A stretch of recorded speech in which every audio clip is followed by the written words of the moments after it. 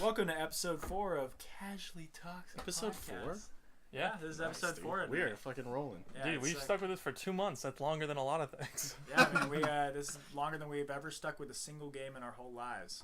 World of Warcraft. I've been playing League for like 2 years. Yeah, I've been playing League for a I've been minute. playing off Rocket and League on, for 2 years. off and on. Yeah. This is consistent. This is like schedule shit, and you know, none of us have that going for us. We don't do anything with So schedule look stuff. out, podcast number whatever. 698. Oh It's shit, coming are we for you. $6.99 now? I think we moved up to $6.99. Yep. So yeah, tonight we got myself, Patrick Wenzel. We got your boy Matt with us tonight. Hi. We got Ian, What's up? Cirrus, Hello. Scotty. He doesn't have a mic, the so sound he's just there in the Yeah. background. He's Our silent. producer, He's our not audio gay. engineer.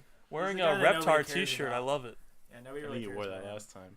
He's the Change guy your in the fucking background making clothes. everything work. He's that boy though. Alright. Scotty's been sitting here tonight just doing everything. I've been sitting here falling asleep in a chair, and Scotty's been on the computer for what's been about an hour and a half, 2 hours.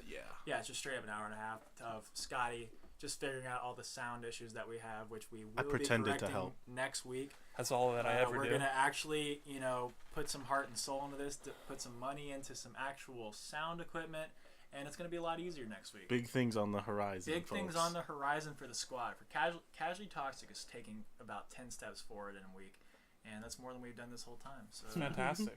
yeah, so let's get started here. Let's talk about some shit, some video games. Same thing. What do we want to talk about? What's What do we got what's on the first on docket the here? docket? On the Oh, docket. you know what's delicious? McDonald's apple pies, which I had one just today. Yeah, I love with that. with my meal. McDonald's apple pies is on the Google Doc. It That's is. what we It can is talk free, about today. right? Yeah, It it's is, yeah. free, and even better, it's like 12 hours old. But, and like- you can taste it Yeah. in the crust. But you don't taste the crust. You That- taste the insert Is it of free the if apple. you buy something? If you Our did- if quote yeah. unquote apple. If you get like the large shit meal or whatever. So I it's can't like, just walk into McDonald's and be like, I want a fucking apple pie. Yeah, Give you me You one. can't watch. I mean, oh yeah, you can You like can buy order an one, but apple you have to pie buy at it. Oh, okay. It's not free, it's complimentary. I Yeah. understand now. They figure might as well double your calorie intake. How much? have How the much is an nutritional apple pie if it's? I have no idea. like I a didn't look at dollar it. or less Those than are a dollar, and they're like honestly. 1,200 calories. Are you asking how Are much they actually are, or how much? 1,200 calories? I don't care This about the podcast calories. brought to you by I I McDonald's. gotta go take a jog, guys. I'll The be only right people back. that care about calories are people that like work out and are bros. So Losers. yeah, losers. Yeah, dude. People with being health- Fuck me for shape being sucks. healthy people are God losers. damn it. You heard it here first. Yeah, you heard it first. A great success. Yeah. All right, so, but an actual video game we should talk about. I guess we're gonna talk about Street Fighter V, the arcade edition tonight. They announced it, and Oh, it's yeah. a ways off, and I'm not hyped. It is. I wasn't excited to even announce Yeah. that we were talking about that. I mean, the first one, the first Street Fighter V sucked. Massive dick, A big fat one. and that was pretty well known. And I feel like this one should have just been like the game that they actually released. But Yeah, it's like, thanks for beta testing our game for a year. yeah, and then paying for it. But I mean, it's Capcom, so hopefully, I feel like they're pretty dedicated to the esports shit. So I think They are that they're gonna hardcore. try. Do you think And they actually could have fix saved this. some face if they just launched it more as like an early access product for maybe a little bit Ooh, cheaper? I don't know about early access. Well, Yeah. because so the whole debacle with Street Fighter, if you want to go back in time, is so like last year, Capcom sponsors the like esports tour for Street Fighter. So there's like major tournaments that you go around, kind of like, I don't know, tennis or racing or golf, if you're into those like, single person sports, where you play at these tournaments and then you earn points based on your like how well you did, and then at the end of the year, if you're above a certain threshold, you get invited to Capcom Cup, where you can win some crazy amount of money, like $200,000 or something like Holy that. shit. Yeah. pretty But that's sweet. only like 16 or 32, I think 16 like Yeah, people get invited to Capcom Cup. It's not a lot of players. And that's in December, so it starts in January. And what happened was, also allegedly, Capcom was not planning on making a new Street Fighter V for a little while. Street Fighter 4 was in Ultra Street Fighter 4 was like the final iteration of Street Fighter 4, and it was doing okay. really- It depends on like what you think of the meta, because what was happening towards the end, there were good like tournament moments that like fucking Gamerby Evo 2015 final was fucking crazy. But what started happening is people started moving towards like Elena, and me personally, I thought that was really boring to watch. It just was like only talking about the esports. Is that like watching Elena is kind of boring because like her ultimate is like or her super like heals her, so you just like win a lot of games by timeout, and it's really like not fun to watch. Like even though that Evo tournament was like fucking crazy, like on the whole, it's just like it's always gonna be some kind of Elena in the final, and like Evil Ryu is like the same characters over and over.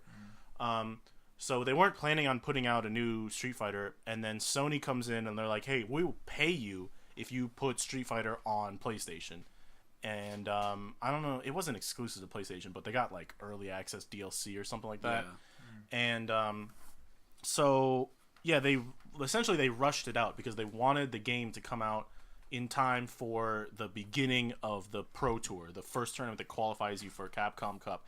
And that is final round here in Atlanta that happens in March. So did that have to make them it's like a really fucking good time. It? Yeah, so like they straight up, like they didn't straight up say it, but they said it I think in some blog posts and perhaps some like Twitter posts that was like, well, we got to put the game out now and we're kind of rushing it because we want it to be out in time for pro players to get the game, practice, and then show up at the tournament with like having some like experience under their belt with the new engine, the new characters, the new moves, and all that. So the game came out and it had terrible online fucking connection. Like you could not get a match, you get disconnected all the time. The characters were ugly. People really did not like the look of like Ken and Chun-Li and Ryu. They all looked fucking weird. Like the game did not have the story mode, didn't come out with it. Yeah. There was no like arcade mode. It was like missing so many basic features that like you could kind of tell that this game had been rushed out. And so in the months since the game has come out, they've put in a bunch of DLC characters. I think the final DLC character set, like they just announced, I can't remember his name, Zeku or something like that. Yeah, he looks pretty cool actually. But he's set to come out I think like in a month or two, and that's the end of this season of Street Fighter V. So is this Street Fighter V like arcade edition going to include all of this content, or have they? So specified? What they're doing is you can buy a physical copy of arcade edition. It'll come with all the characters, and if you have Street Fighter V, if you like originally bought it like around the time of release, I'm pretty sure they said that like you're gonna get, or I don't know, there's some way that they're gonna reimburse you if you've been playing longer. Or like it only costs like $20 to upgrade or something like that. Let's hope so. Do we get all the characters in Arcade Edition? Yeah, if you're playing on Arcade Edition, you get all of the Year 1 characters. Oh, okay. Because like I know that like the gameplay things are coming like as a free update to people that own Street Fighter V. So like the maps and then all the changes. You know, we're gonna get another V trigger. Yeah. And then you get, I think you get the arcade mode as well, but you don't get all the characters. Well, you know, maybe they're not putting in the characters, but you can unlock the characters with in-game currency with fight money, which I don't know how long it takes or how hard it is to get.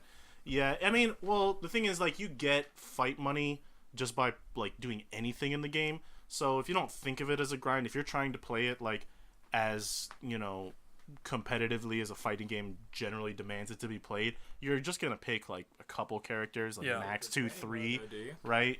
And then what would you say? You don't get fight money for training mode. No, not for training mode, but I mean just playing online and story mode and stuff. Yeah, so like, you know, you can just like, I think right when you turn on the game and like do like really basic stuff, you get enough fight money to buy one character. Yeah, but that's like just one. So like you can just like pick the character that you want and then like, you know, grind out the rest of the characters with him. But yeah, so Arcade Edition is supposed to be coming out next year. I'm hoping it fixes it, man. Like, yeah, it would be cool because what happened with the Street Fighter V like esports scene is like this new meta. People don't really like it because I don't know. It like really the neutral game, the ground game spacing is like not there like it was in Street Fighter 4 and in other fighting games that like make the game exciting to watch. It's sort of just like, I don't know. This year's Evos was really fun to watch. I mean, yeah, the Evo is still good. The personalities and the scene is still good. I still watch like the top 8, top 16, top 32, you know, Street Fighter tournaments. But like, if I'm gonna like turn on a stream, I'd rather watch like a Tekken or Guilty Gear stream, you know, because like Street Fighter is just sort of like, I don't know, kind of samey. Like it doesn't matter what character you're playing, you have to play the same way every time, and that's not true in other games. The only Evo I ever watched, which might have been the one you were referencing with Gamer B, I'm not sure, but during the grand finals his controller shut off. Is that same year? That was the same year. I think it was Gamerby versus Razor. Yeah, it was something like that. And this was the one Evo it was like two. It happened like 2 times. No, but they had to reset it, right? he gave up the round, but he didn't give up the match because it still skewed the match in some like permanent way. That's the thing I saw. So watching Avoiding the Puddles Twitch stream, and he was talking about. I think he has a video on the YouTube as well talking about it. Is like holding back like fighting games in general as an esport is that like Sony has put in a lot of money so that you play on PlayStation at tournaments. Like the PlayStation is the official tournament mode for playing, and like it really cripples the game. But it's also kind of like, you know, a bit much to ask people to be like, hey, you know, bring your own gaming rig that can run this game at 60 frames, and then we'll play that way, because like the PlayStation is like easier, I don't know, from a mobile standpoint, but like, I don't know, there's so much shit that happens on the PlayStation that does not happen on the PC. Like, first of all, the frames are like way better and more consistent on PC. I was wondering, does the Street Fighter 5 run at 60? Yeah, it runs at 60 frames, but like, you know, less graphical fidelity. Sure. Yeah. Because like 60 frames is paramount in fighting games. If it's not 60 frames, like, you will not play that shit. Frame counts. Do you think that would be true if people adjusted to 144? Yeah, I don't know. That's how they measure like moves. Like the fighting games is like predicated upon, you know, 60 frames per second. Basically. It's also like in games like Smash, right? Like with CRTs for input delay, they still use like old CRT. Smash is TVs. on CRT, yeah.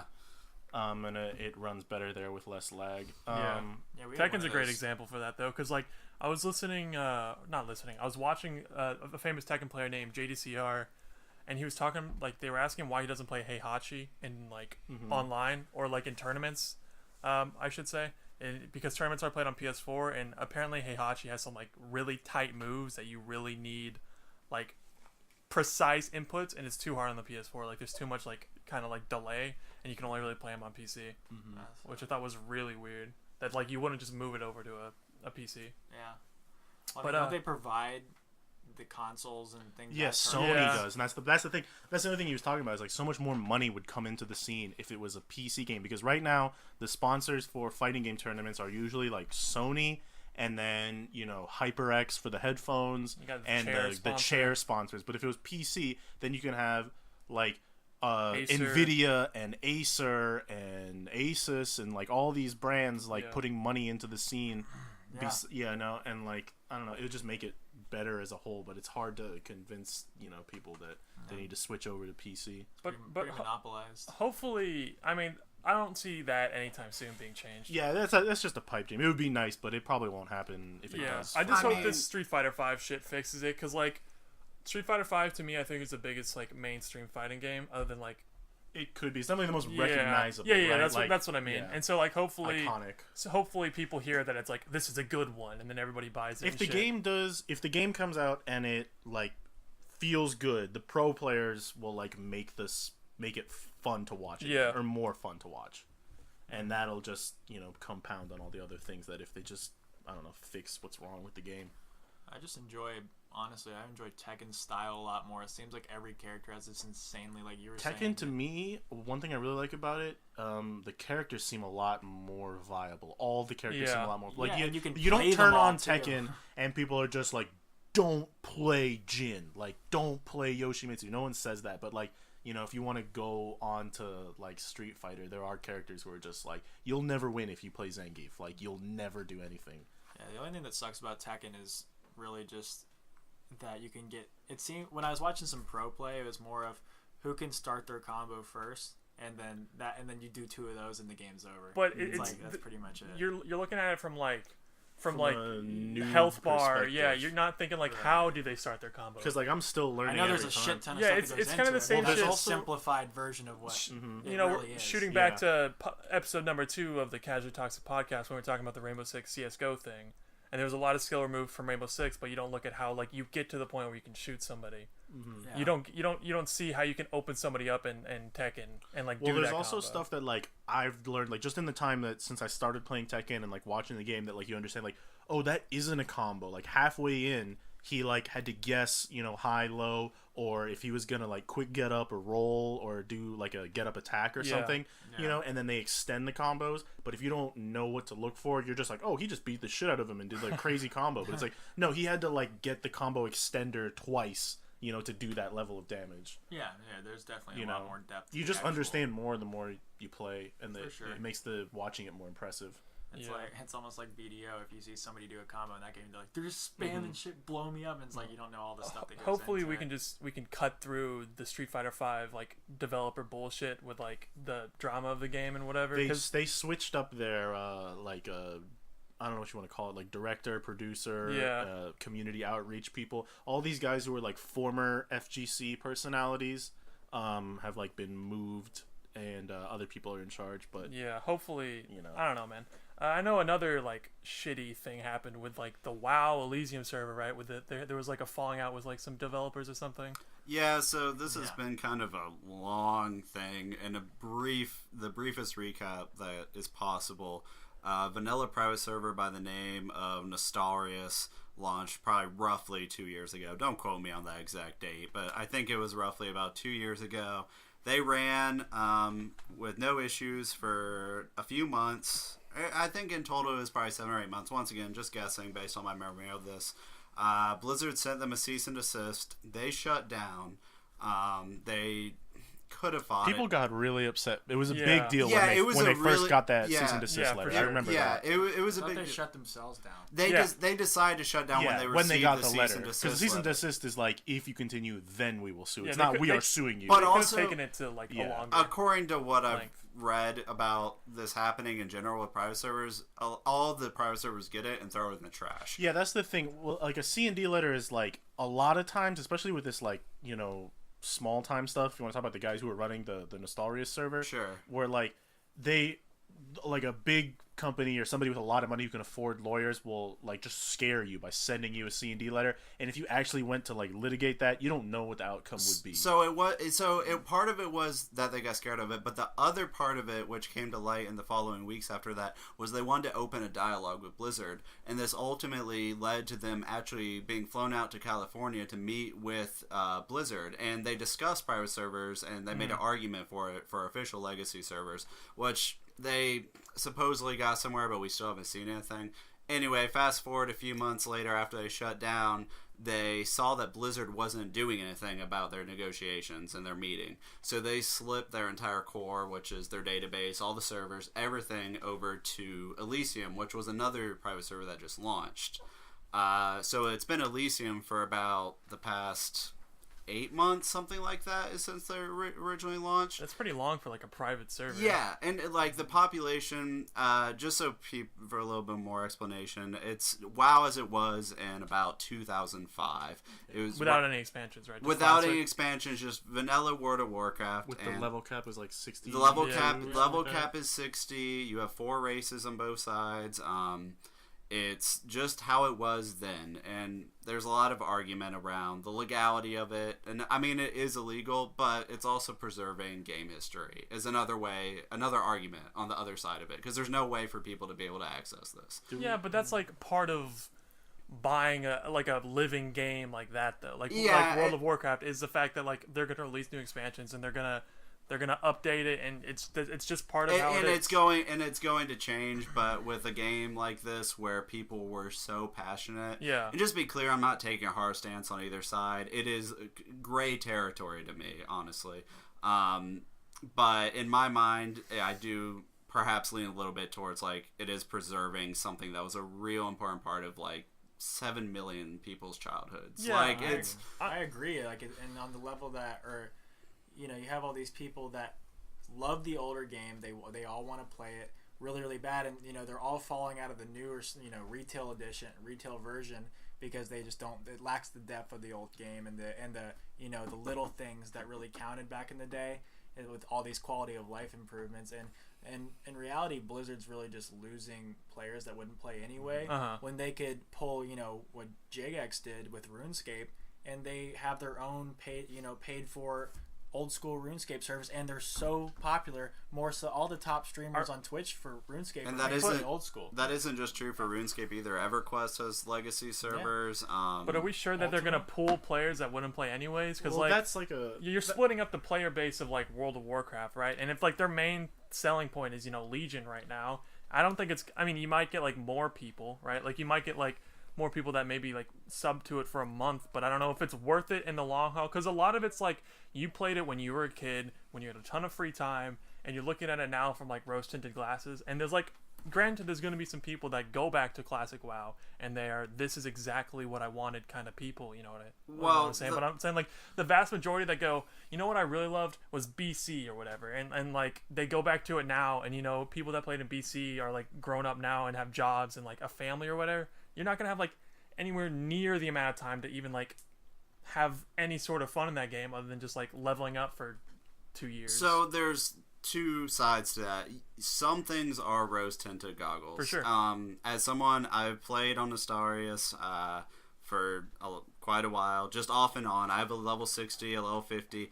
Some things, yeah, it took a long time. Some things are rose tinted goggles. Other things are actually good RPG mechanics that have been lost in MMOs over time. For sure. So I don't, you can't really make a generalized statement and say that this is simply a nostalgic experience. I didn't say that. I said some people will go back to it and say this is exactly what I wanted. But I'm saying I think the vast majority, like if I loved Wrath because that's when I started playing. Sure. But I guarantee if I went back, I'd be annoyed by some of the things. Like even though it's a casualization, I don't know if that's a word, but like even though in the recent expansions you can just like, oh, I want to go into this dungeon and I queue up and then I'm good to go. And I think in the beginning of Wrath that wasn't there, right? Like, no, that was added towards the end of Wrath. Yeah, so like I'm pretty sure like that would be annoying to have to look for a group every time I wanted to run. I remember I was trying to run Halls of Lightning. And I was a red paladin, and there was like this axe I dropped from the last boss, and I ran that like 50 times, and I never got it to drop. And finding a group every time was a nightmare. So that's kind of subjective. Like some people love that shit, others won't. For like sure. Everyone's gonna fall on different sides of the coin as to like what I guess the overall gameplay value of older WoW is.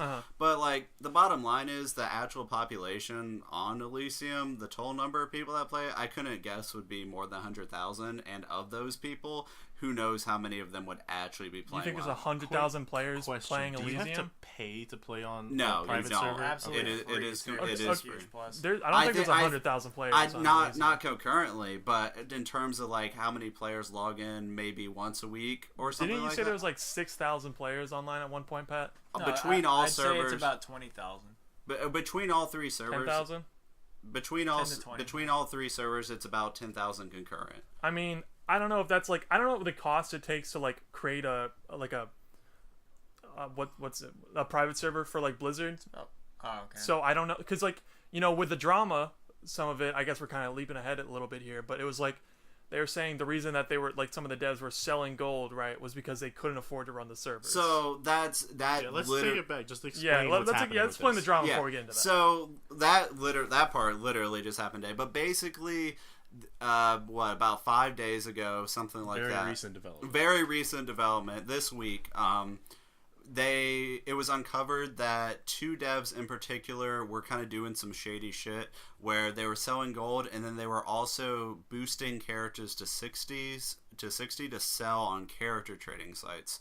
And some guy that was on the dev team leaked all this information basically. And said, you know, we have abandoned our morals. This is not what we want the project to be, and stole all the server data, all the characters, and split off into He started a coup. He started a coup basically, and Elysium shut down. And he has the more recent copy of all the data, and he launched under a new individual project called Light's Hope. Okay, yeah. So I'm looking at the population here. It's like 10,000.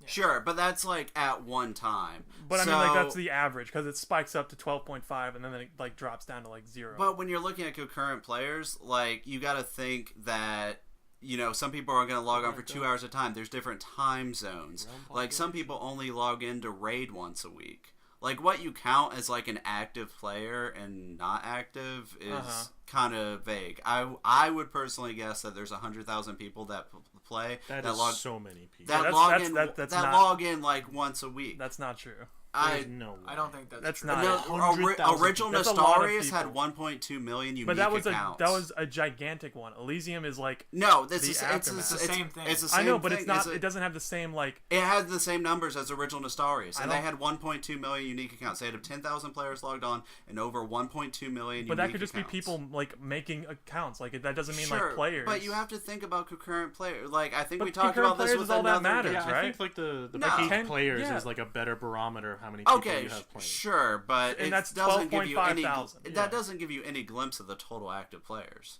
But that's like me making 50 accounts, and now of there's the total 50 active players. Well, it just depends on your definition of an active player. Because if you log in, like my definition would be log in once a week to play, because people generally do that for raid login. People log in once a week to raid. So I feel like based off that metric, you probably have 100,000 people that are playing Vanilla WoW. Logging in I once disagree. A week to raid it usually ends up being like in Vanilla WoW 2 to 3 nights a week to raid. Sure, it's a lot longer. Regardless, process. I don't know if concurrently there's about 10k players, whether or not there's 100,000 people that are apparently on the server, which I don't think how many there people is. do you think are subscribed to Eve? That has 30,000 concurrent players. How many subscribers do you think? But Eve's also losing money. That's not the point though. But that's exactly the point, because it's like what's the, if I'm Blizzard and I'm a business, why do I care what yes, in a perfect world, I would say, these people really want this game, and I'm a nice guy company, I'm going to make this. But if they're not going to make enough money to do this, and the cost of it is going to, outweigh how much you make, then, I 100%, I would love a private server. I would love to go back to Wrath or try BC or whatever, but, if I'm a business and I don't see it making, monetary sense, then I'm not going to do it. Well, think of all the players that aren't playing on these servers simply because of the process it takes to get it started, the fact that it's illegal, the fact that they're probably playing retail. If Blizzard came out with a real server of their own, they don't even have to open that many servers. They could have 2 or 3 vanilla servers, or 2 or 3 Burning Crusade and Waddle K, something like that. And I think that they'd actually have a lot of players that you'd see resub and convert from. I mean, I guess we're arguing possibilities, what ifs, because we have no idea, and I have no idea. Keep going. There was a petition against Blizzard when Nostarius originally shut down, and it got over 300,000 unique signatures. I mean, but you said out of 1.2 million, right? For Nostarius or whatever. No, out of unique accounts, sure, yeah. But so then 300 people signed it. I mean, 300,000 people signed the petition. 300,000 people were following the issue enough and cared enough to sign a petition. So, I mean, but that's not, sign a petition isn't you have to go somewhere. You clicked on a link and you said, but still, hey, people are following it enough that you still have. I didn't see it, and I love the game. But I'm just pay for it. I mean, it's just I have no idea how much it costs to create that kind of shit. I don't know if they have classic vanilla code sitting somewhere that they can just pull out of their cool that kind of refrigerator thing where it's okay. Yeah, if all they have to do is just turn it. But it's probably more so that they added onto the code with each expansion, because I mean, I don't. It's not that. The actual issue they came out and said it at the time was that they would want to integrate it with Battle.net's existing systems. That's the hardest part, according to them. So what I'm saying is, how much is it going to cost? For if you have to dedicate, 20 people to this project who could otherwise be working on, big thing is Overwatch right now. You could just be making Overwatch skins, which probably make... One Overwatch skin probably makes as much as Elysium and Nostarius. They'll probably do it, dude. I'm on board. They will do it, just not anytime soon, because first of all, it's Blizzard, and everything they do, they take their sweet ass time with it. Yeah. But they make it good. They just put out a remastered StarCraft that I am sure has less than 15,000 concurrent players right now, and it came out a month ago. And the thing is, so they don't they know that there's a rabid fan base for these vanilla servers, or It actually was StarCraft pre-retail. That made me think that they could do that's what I just started thinking about. If they put out StarCraft that only a very small set of people are going to be playing. Yeah, they put it on Battle.net. They gave it 4K. They did the whole thing. That's probably what they They don't want to just be here's vanilla WoW. They probably want to touch it up a little bit. I don't know how much work goes into making it run on Battle.net, but that's definitely a necessity. There's definitely somebody higher up than all the people who work in the WoW division of Blizzard, somebody higher up than any of them said that if you're going to make a game at Blizzard, it has to be on Battle.net. And you can break it down to just like whether monetarily they're going to make a profit, but also for them, it's a feel-good thing. It's a good image. It's giving... It's advertising. It probably has a really low overhead, honestly, and it's just like free goodwill that you It would be on the front page of every gaming website if WoW It makes sense for them to do it. They just are going to take their time. I know your point, Ian, was, from a standpoint of a business that, if it didn't make monetary sense. But another important aspect of a business is face value. No, I get it. I'm 100% with you. Like, I'm down for them to release a private server, but I'm saying, like, if I'm a business and my main game or my main MMO is World of Warcraft, Legion expansion, I'm not going to waste advertising money on, like, Classic. That's the thing is, like, they don't have to spend an incredible amount of advertising money on that. It'll spread on its own. Yeah. But the other thing is, like, that you guys were kind of talking about earlier was, like, oh, well, this will take away from people who would play retail. But that's the same argument people use against, like, pirating movies, pirating video games, pirating music, is that it's like, these aren't people who would have gone to the theater to see a movie. Yeah, you can't definitively say because... Like, this guy never was going to buy a game. He never was going to play WoW until this private server came out. I think it's a little different because, like, a lot of it's, like, with, like, pirating video games, a lot of it, instead of, like, the cost, it's just, like, how difficult it is to get it to work on certain things. You know what I mean? Like, downloading Uplay and jumping through, Ubisoft's like hoops to play is a massive thing. It is retarded, and like we play Siege and that shit like is. I'm glad it is a pain and I don't like using Ubisoft, but I will say most of the time I just click play on Steam, the game comes up, and then I just message people who are on to play Siege. Like it's not a huge deal, but that's because I'm avoiding using it. Every time I have to use it, it is a hassle. And I mean, like, how many... The problem for me with Classic is, going back to what I was saying, wow, some people are going to love this, but, like, it's kind of like WildStar, where it's like, coming out, that game had so much hype around it. People were like, finally, a hardcore MMO. This is what I love. Classic WoW is gone, and I'm going to play WildStar, right? And there was a ton of problems with WildStar. Like, I'm not going to... But I loved that game. But I'm saying the player count that were all like, oh man, this is what I want, a hardcore MMO. And then it came out and then a month went by and like population like dropped dramatically. Isn't that going to happen with Classic WoW? No, because the reason I argue it happens with everything. Well, so it's going to happen. It'll have its initial, I think, so when these games release, they have their initial drop off of the more casual players that don't find out that they don't like the game. But with a game like Vanilla WoW, you're going to see less of that because these people that are going to go to it are going to be more dedicated players that want a more hardcore version of WoW. Right. It's going to be, the drop-off is going to be a much smaller increment than like a normal game, like where everybody's just trying it because everyone else is. It's going to be more of just like hardcore players that actually, a lot of them might be no-lifers that have time to raid for 4 hours a night, 4 days a week, and, grind endlessly. Like, there is so many things you can do in WoW and spend in vanilla and spend a lot of your time doing, which is what some of the players need. Legion doesn't Legion has some to offer with mythics and all the RNG, but it's a different feeling. It's a whole different. So game. I haven't played Classic WoW, right?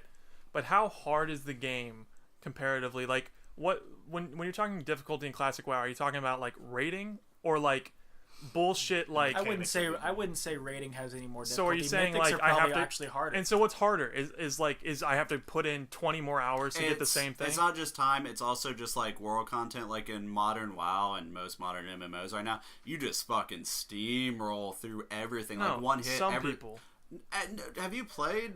Yes, people who want to play WoW. I played Legion, and I played the stupid normal raid when it first came out. No. I'm talking about leveling content. Sorry, but that's what it's designed to do. World content. Because like in WoW, it's fine in Classic, and it was fine in BC. We were talking about this the other day. How like too many levels. Yeah, there's too many levels. There's too much content. The nature of a long game like that is you're gonna have to like simplify some shit down. Like the same shit. Final Fantasy was having this problem where they released Heaven's Ward and. There's this kind of like shitty thing you had to go through where if you wanted to play Heaven's Ward, you had to beat all of the endgame content for the original Final Fantasy, and now they're already getting rid of that in the newest expansion, whose name I forgot, but like Stormblood. Yeah, and they're already like. But Classic WoW isn't a bunch of expansions. But that's what I'm saying for Legion. You were saying that there's like less world content. I'm saying it's not about content. It's about the fact that there's no difficulty in the content. You can't die. Like if you're questing from 1 to 110, like you basically cannot die. What if I've died I've definitely died to mobs in Legion? Well, what? It's not this. It's a different. You'd have to play vanilla to understand. It's like every single zone starting at level 1 is difficult in a sense that. You can die. You have to pull one at a time, and it's just artificial difficulty. No, that's what people want. Right. That's what you're saying is that And so I'm saying I'm down with people if this is gonna be like a fantastic thing, and like I'm down with that. I'm playing devil's advocate here. The way I put it, the way I sum it up, because we're kind of rambling on here. The way I sum up how that's what all we do is ramble. That's rambly toxic. That's the sum it up is kind of like I say. Vanilla is more of the World of Warcraft, while you have when Legion is more of like the UI of Warcraft. Like it's better for streamlined stuff. It's more streamlined. Vanilla takes more time to do literally everything. Mm-hmm. Some people like that. Legion is more for a casual play. There's still hardcore aspects to it that you can enjoy, but it's more of just being able to come home from work, hop in a queue, get some stuff done that you need to do, and call it a night. And it's just the difference with vanilla is that everything takes time. You're always meeting people in the world. You're having to walk through the world. You're having to explore the world. It feels like a real RPG where you're having to go through and do all these different things to progress. And it's actually an MMO RPG where you have to meet people. It's not like I can't explain this phenomenon that happens in Vanilla WoW, and I can't pin it on like a specific feature.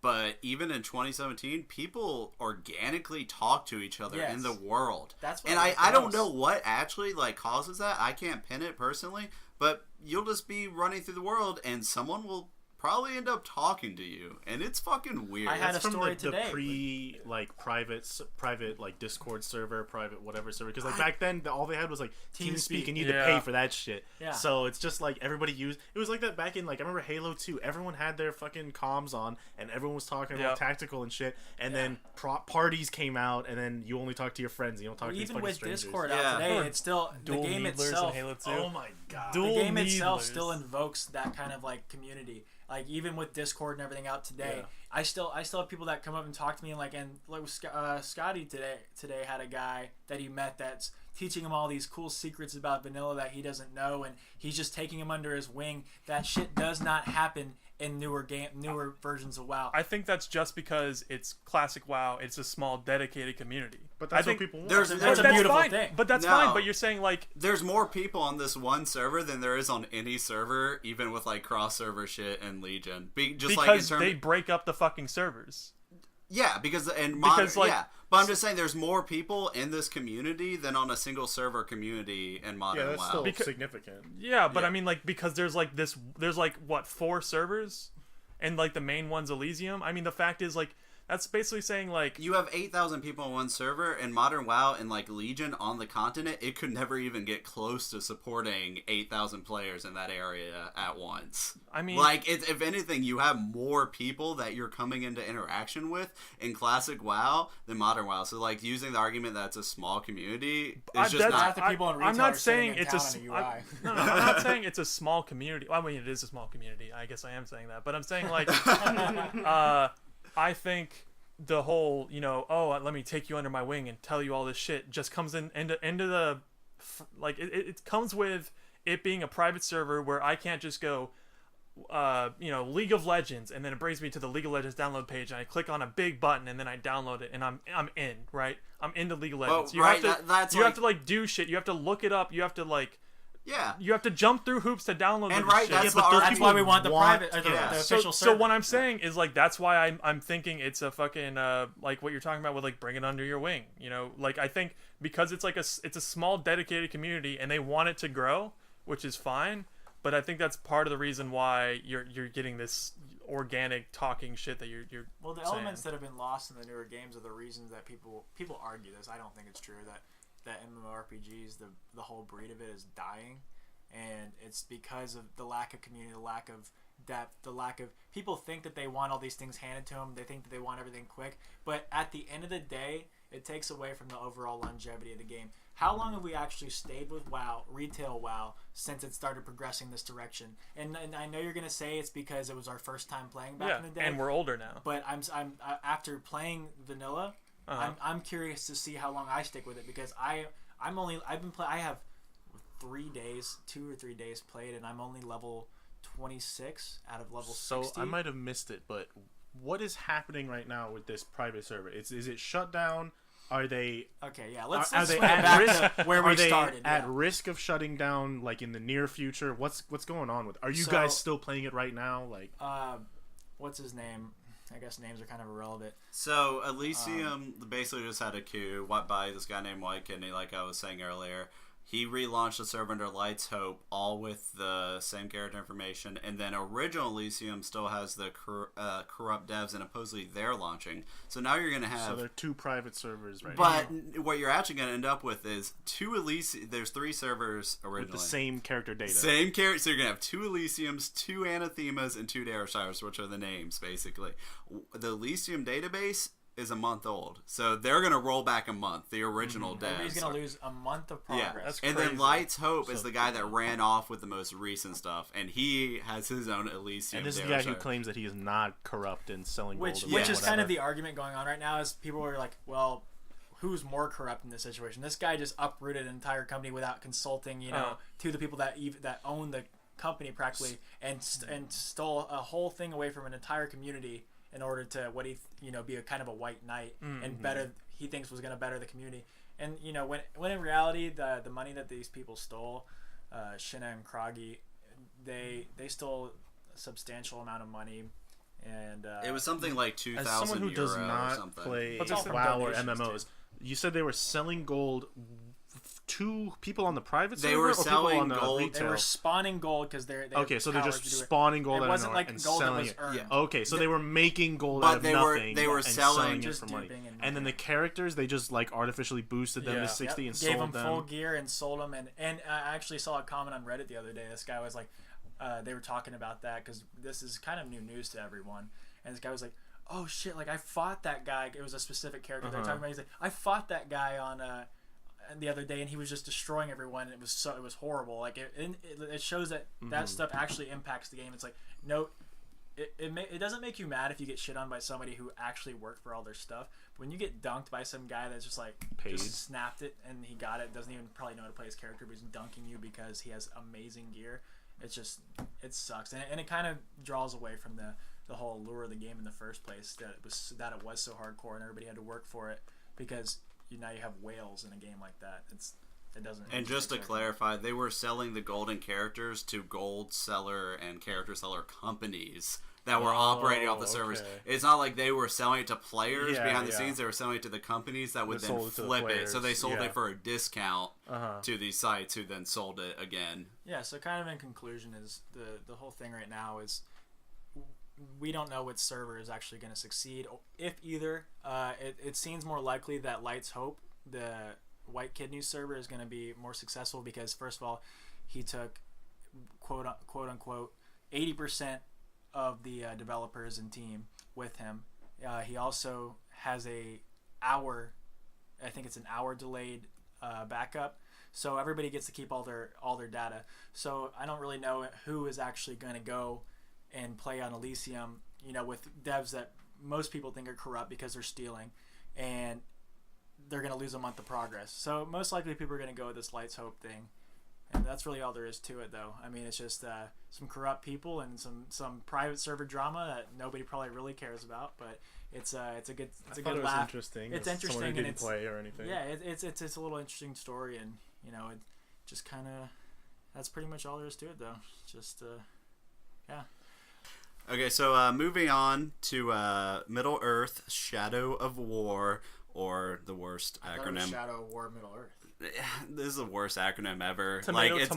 It's Mesos is what it works out to. MESOS. Mesos. So we're gonna talk about Mesos, the follow up to the pretty successful game from Monolith Studios, Shadow of Mordor, which was about 2 or 3 years ago. It's a fun time. I recommend it. Yeah, Shadow of Mordor was a great game. It's kind of like a open world action, kind of single player with like Arkham City, Arkham Knight, Arkham series combat similar to that. It's sort of like just fulfilling this fantasy of like, what if you got to be like Aragorn And then you just go in and like murder, like literally one man versus like hundreds of orcs, and you're just like it's gory too, which is the best part. You're like chopping people in half, and like decapitating, and like it's a lot of fun. It is super ultra violent, and the standout thing about that game was the Nemesis system, which, without trying to dig too deep into it,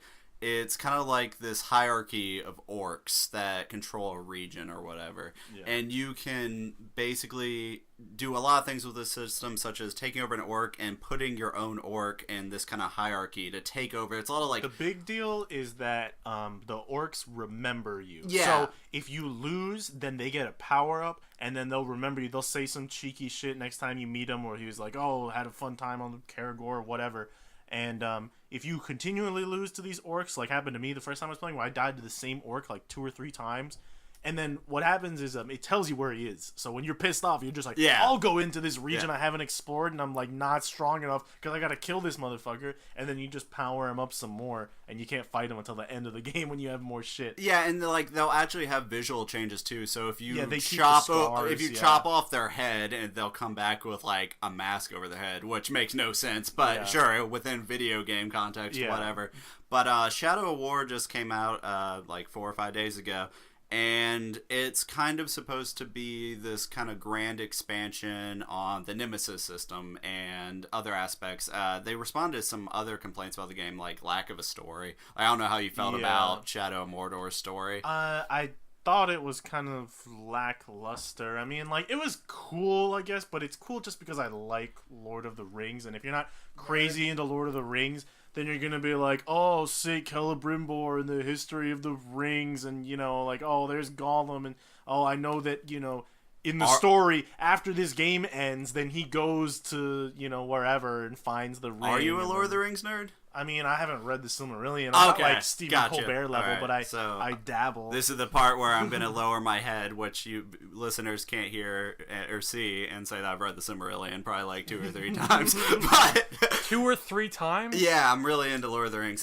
Anyway, moving on back to Shadow of War, and specifically with the story thing, is they took the story somewhere into the most video game-ass nonsense It's just a fucking... I do know that, like, before the game came out, they were really hyping up that they were like, we got Shelob, which is the spider from the 3rd movie that, like, almost kills Frodo. Yeah. So, you know... Spoiler big alert. Character, if you guys... If you haven't watched Return of the King in 2017, then you probably shouldn't listen to this. But, yeah, Shelob they turned into, who's a spider in Lord of the Rings, Return of the King, turned into, like, this sexy female character. What, like just a like Quaalude type? No, but not even a spider. She just has legs. No, she's just like a human wearing like this black dress that's basically falling off of her. And hell yeah. And like the story once again is just remove like all spiders and replace it with hot women. Like every the first act, the game's broken up into 4 acts, and the first act of the game is just a video game story, which was like gave me the worst first impression of this game possible, because you barely even interact with the Nemesis system. It is just story mission after story mission of just video. It doesn't feel like it assumed you played Shadow of Mordor at all. Yeah. Like you just start off at like the beginning. I really see this game as like just like a dumb action movie. Yeah, like, the lines are cheesy and like the action is way over the top, and that's exactly what you want out of it. That's what I want out of it in terms of gameplay, but then out of story, I was like, I don't want to watch these fucking cutscenes. Yeah, to me, the story was fine as it was in the first one, because it's like, it's not really there, but I'm not playing this game to get the story of, you know, this. I don't even fucking remember the main character's name. Yeah,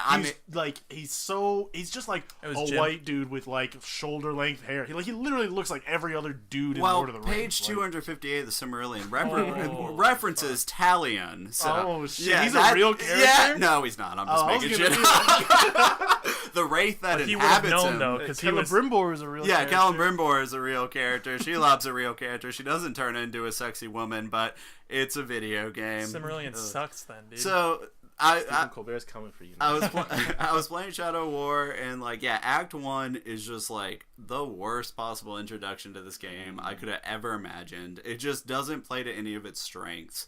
And then Act 2 gets a little bit better about it. Act 2 is when you can actually start recruiting orcs to build an army. That took way too long in the first one, I thought. Everyone is like, yo, when you brand the orcs, it's amazing. Because, like, branding the orcs is putting them under your mind control, and then you make them fight for you or do all kinds of stuff. And that's, like, well, a lot of people, it's, like, the main gameplay thing next to the Nemesis thing. And I don't remember getting that until, like, Act 3. But, see, in Shadow and Mordor, it was more acceptable because we haven't actually, like, played a game like that before. So you didn't know what was coming. Yeah, so it was, like, exciting. Yeah. But in this game, you know it's coming, and you just want to fucking get there. Like, assuming you played Shadow of Mordor before playing Shadow War. If you just jumping in the series with Shadow War, I could see where maybe this first act would be a little more forgivable. Because there is a lot more mechanics with the Nemesis system. They really broadened it out where you have these fortresses, and these fortresses have their own internal hierarchy. And then you'll raid these fortresses to kill the war chief, which has bodyguards. And you can either plan to take out his bodyguards before you fight the war chief, or you can jump right to the war chief, fight all his bodyguards at once. Assassin's Creed-y.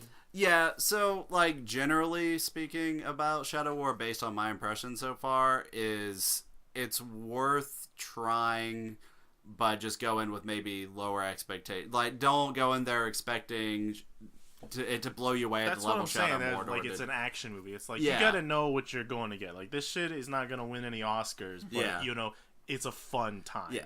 Dynasty Warriors? Yeah, dude.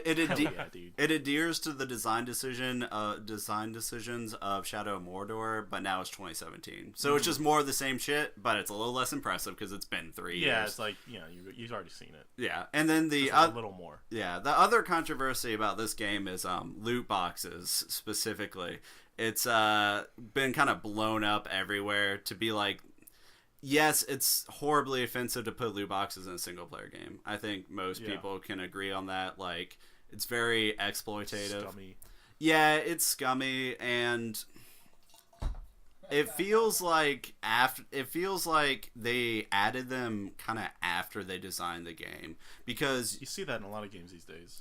Yeah, and you don't really run into an issue until the final act. I'm not there yet, but from what I've heard. But throughout the main course of the game, and at least up until the first ending, from my understanding, you don't have to open a single loot box. Every time you kill an orc in this game, you get gear. So, like, you're guaranteed a piece of gear, and it's usually an upgrade. So I just decided to go kill an orc. And are you talking about the gear? You're talking about, like, the mechanic that was in the first game where it's like, you put that, like, it's like sword, arrow, or whatever. I don't recall exactly how it was in the first game, but I don't remember it being like this kind of Destiny or like ARPG style loot. Like those like little upgrades that you get that gives you like, you know, like 13% this or like health recovery. No, this is executions and stuff like that. This is like straight up weapons with like a whole new skin and everything, and there's like different rarity tiers. So there's like purple and then like yellow for legendary and green and blue.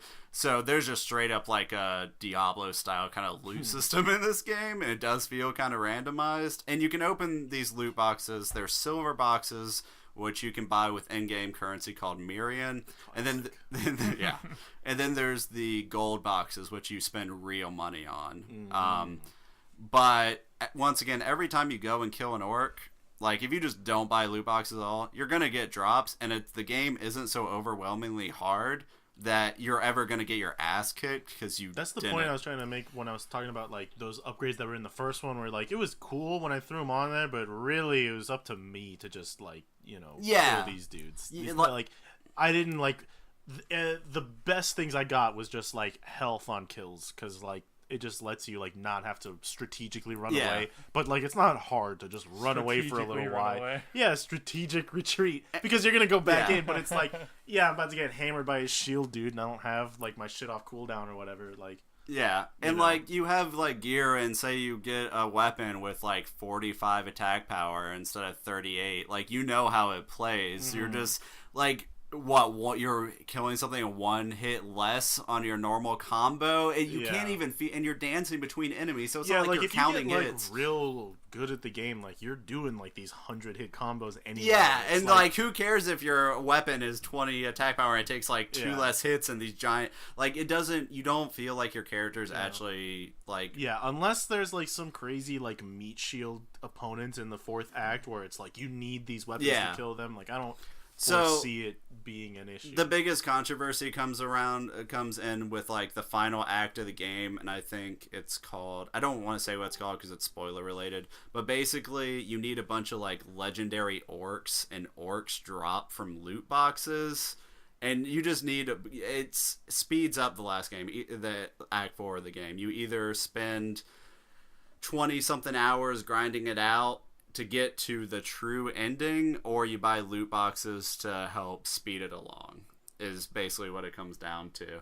And it's iffy because like people that really enjoy the game are not going to mind grinding it out. They're going to want to keep interacting with the Nemesis system, and that just gives them an excuse to do it. Mm-hmm. So I don't think it's like inherently a horrible thing. Like if you're paying to skip stuff in the game just to get like a cutscene, like that's kind of that's like the issue with these like, you know, loot boxes, and like you're saying it's on you, but like if it becomes in the developer's interest to put shitty boring parts in the game to entice you to buy the loot box to quit playing. You know, it's like, hey, pay so you don't play our game. And it's like, it's like not intuitive. Yeah, no, I think it's bad that it's in there. I just feel like I want to counteract a little bit of the negative reaction to it because I don't think the entire game should be defined by I think people are definitely overreacting, but I also think that loot boxes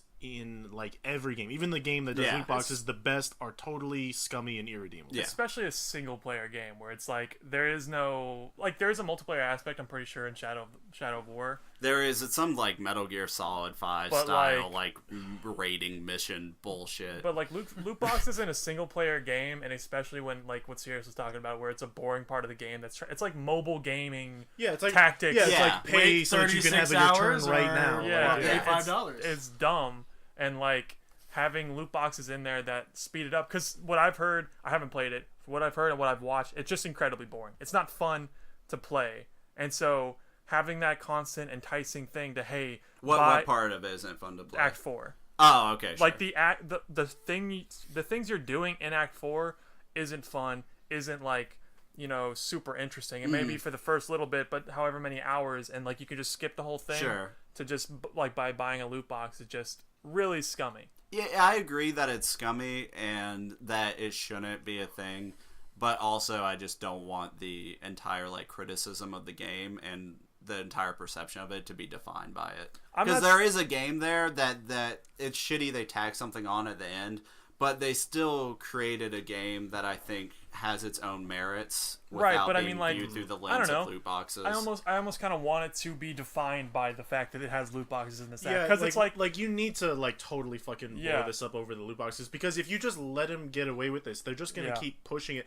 And like I say, I really want to believe it's not the developers, because you see this in a lot of this game is produced by WB. You see it in a lot of Warner Brothers games. It comes from like these higher ups who like just look at the fucking, you know, red line going up, and if it doesn't keep going up, they're like, what's wrong with our fucking game? You know, no one's okay with making a sequel to a game that does as well as the previous one. It has to do better. So they have to put in more shit, either that is like necessary or not, to do better. They need growth, not just to stay the same. There's better ways to do loot boxes. Like Overwatch has a great thing with like cosmetics and shit, right? And you get way more playtime out of Overwatch than you will, you know, Shadow of War. Yeah, but also I imagine I'm sure they discussed this when they were going over loot boxes, and they're like, can we do cosmetics for a single player game? Like, with Warner Brothers especially, these guys are like, for a single player game? Just money grubbing. What single player game has cosmetics? The point of cosmetics when you can't show it off. The big one from a long time ago was it Oblivion that they were talking about, Horsearmor, or that was Skyrim. Skyrim. Yeah, I guess Skyrim had some like paid cosmetics. Yeah, and I mean like the whole Creation Club now is like paying for that's the thing, is people are like, if you give them an inch, they'll take a mile, you know. So but so that's what I'm saying with this Shadow of War thing, how it's like, you know, how you were talking about we should blow them up over this, because it's like it's bullshit. They made a game, and it may have been a great game, but you add all this crap into it, right? And like I don't know if it's, you know, if it's the developers doing it or what, but it's like one thing that really like pisses me off about this shit is that it's like, this is a AAA game with a massive fucking budget, and they still put this shit in there. Like, like a game that has the backing of a company like Warner Brothers has so much fucking money should be able to make this crazy game that everyone is losing their minds over, but they keep putting this shit out that they're just trying to make money and not like innovate in any way. And like the biggest games of the year, people are going to be at the end of the year, you know, people are going to be talking about this game, or they're still going to be talking about a game like Hollow Knight that came out for $20 that has like a robust single player that has no bullshit DLC. They got free add-ons and it has like so much shit to it. There's all these games that come out that are made by indie developers that like these loot boxes to me are really fucking up like the promise of like these A+ AAA games anymore, because now they're like just like it's this inevitable thing that it's like, hey, this game looks cool, wait until a month before release and then we'll tell you about all the shitty loot boxes and like grindy RNG that we put in there just to squeeze more money out of people, because that's what like, you know, your investors or whatever, your fucking project manager came in and said that like, hey, well, X game made by whatever company's making a shit ton of money because they put in microtransactions. I honestly wonder like what the average cost for like average profit really they make. Yeah, because like not just the profit. I want to know, where does the money go in making a game? Because I recently saw a thing about Dead Space 2, and they were talking about like, well, Dead Space like didn't make any money, and that depends on like how you want to look at it. But like people are talking about like how much money did they spend on advertising? I think is like a big thing to look at, because that's like not in the development at all. And like how much money is like going to like all these places that when they say, oh well, Dead Space didn't make any money, you know, and it's like, well yeah, but you spent all this dumbass money on stupid shit like, I don't know, you spend it on shitty advertising that like didn't obviously make the game sell that well, or you're setting these like limits to it. Like I know Square Enix did this with the Tomb Raider games. Before it comes out, they're just like, the game has to make, you know, whatever X million like copies sold or whatever, and if it doesn't, then it's a failure and we're not going to make any more. And so they're just looking at the money, and an easy way to make money is loot boxes, so they're just going to start putting that shit into every game that they can. Well, what I'm wondering about, just kind of what I'm thinking about generally, is what the actual development costs for these big AAA games are, and whether or not the $60 price tag is enough to fund it. Because these, I mean, the development costs have to be so much higher with like motion capture and film-like quality and all that. And Alberto has entered the room. There's a new presence.